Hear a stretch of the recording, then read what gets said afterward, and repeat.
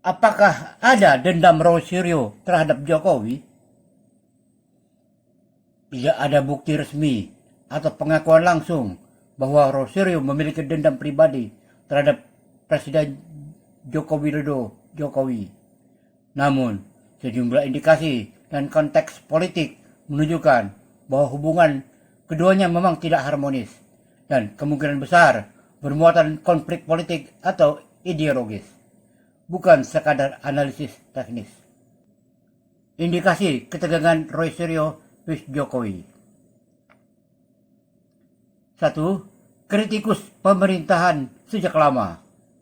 Rosario sejak tahun 2019 secara terbuka sering mengkritik berbagai kebijakan Jokowi, terutama penanganan pandemi, infrastruktur, IKN, Ibu Kota Nusantara, Undang-Undang Cipta Kerja, perpanjangan masa jabatan Presiden.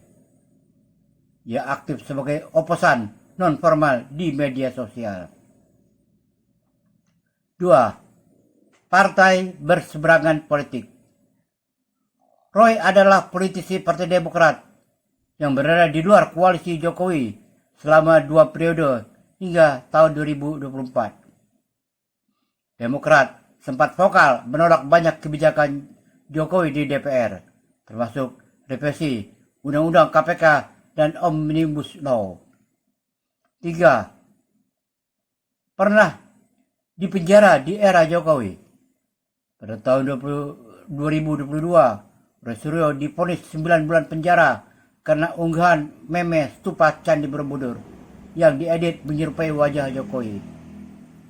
Meski menyatakan itu hanya repost dari akun lain, Roy tetap dijatuhi hukuman pidana.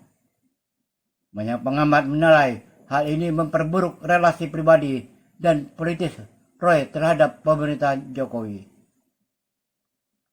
Beberapa analis menyebut setelah kasus meme Borobudur, Roy tampak makin frontal terhadap Jokowi.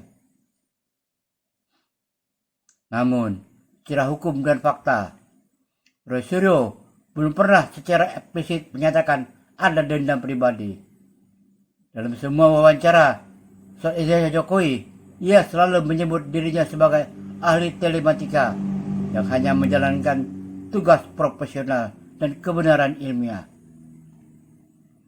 Apakah bisa disebut dendam? Kritik lama, ya konsisten mengkritik sejak tahun 2019. Hubungan politik, tidak separtai, cenderung oposisi. Kasus hukum sebelumnya, ya pernah dipenjara tahun 2022 di era Jokowi. Pengakuan dendam pribadi, tidak ada pernyataan eksplisit. Intensitas serangan semakin keras sejak tahun 2022 ke atas.